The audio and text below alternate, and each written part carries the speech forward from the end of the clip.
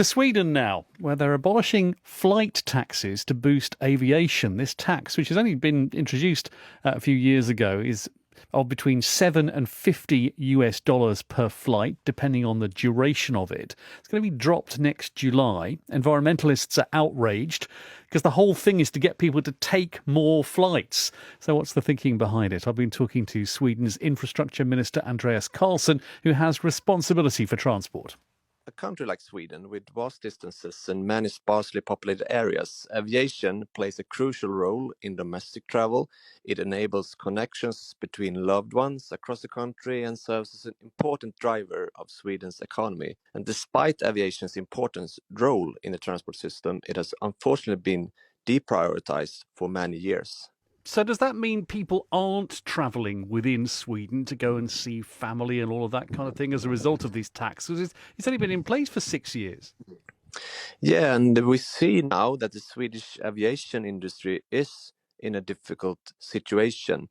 We have problems with the domestic routes, and we need to see how we can strengthen the competitiveness in the aviation sector. The aviation tax, which was constructed by the former government, hits planes with sustainable fuel in the tanks just as hard as those without. That means the aviation tax doesn't have any incentives for more climate-friendly solutions at all. Obviously, the objection to this is encouraging people to fly more is bad for the environment. It's one of the worst things for the environment. What we see is we need to lower emissions. We need to promote climate-friendly solutions, and we are dependent on good connectivity, good connections to connect different regions in Sweden together, but also to link Sweden to other parts of the world. And we see that we can do both. We can promote greener solutions when it comes to aviation, at the same time strengthening competitiveness. And that's why we now abolish the aviation tax. And at the same time, we have agreed on better and more accurate measures which steers towards a reduced climate footprint on EU level. But you could do both, couldn't you? You could keep the aviation tax and also pursue other green measures. It's a political choice to say, well, we'll do some things for the environment, but not everything we could do. It's definitely a choice, of course, but it's also a choice to still have a national aviation tax with no incentives at all for more climate-friendly solutions. And on EU level, we agreed on a demand for blended fuels. That is actually steering towards more green solutions.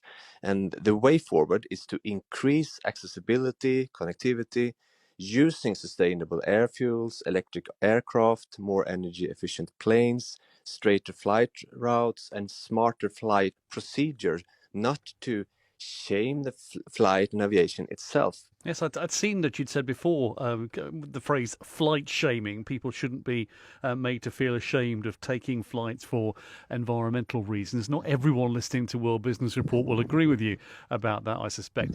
As well as the sort of benign objective of enable people to go and see family members in other parts of Sweden, you've hinted at it making the Swedish economy more competitive, presumably bringing more people into Sweden because flights will be a bit cheaper rather than doing business in other countries. Yeah, and we see that this is an important step to strengthening competitiveness for aviation in Sweden to promote connections to and from Sweden. So we expect more routes and strengthening aviation. And by lowering the prices for the customers and airline companies, we hope that the number of routes and thus the connectivity will increase. And this is of significant importance for Swedish tourism and business, as the aviation tax drives travelers to airport outside the country's borders. The benefits could be pretty short-lived if other countries take their own measures to try and attract people back, mightn't they? I mean, I know not every country has an aviation tax, but if your neighbours go, well, Sweden's done this, so we'll have to take some other measures, then the whole thing is a bit like a race to the bottom in terms of looking after the environment. No, I don't agree to that. Not at all, actually. When we have the measures in place on EU level that we have agreed on in the European Union. The way forward is not to have different national aviation taxes, which has no incentives at all for climate-friendly solutions. And in addition to that, a plane that fills all its seats pays more tax than a plane that fills half of its seats, as the aviation tax was constructed in Sweden. And that's not reasonable. It is both more cost-effective and more environmentally friendly to fill the planes and plan the aviation as efficient as possible. It was Andreas Carlson, who's the infrastructure minister in Sweden. You're with World